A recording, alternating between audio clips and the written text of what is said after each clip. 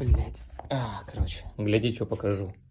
$100 стоит в сделке. Время сделки 30 секунд. И получаю $96. Та-дам! Стратегия очень простая. Один индикатор. Экспирация 30 секунд. Тайфрейм 30 секунд. Выучишь его, можно уже работать. Но нужно потрудиться, блять. Азартным людям пошли нахер. А кто хочет научиться дисциплине, инструментам, что поможет в этом, и самой стратегии, и насмотренности, ссылки в описании.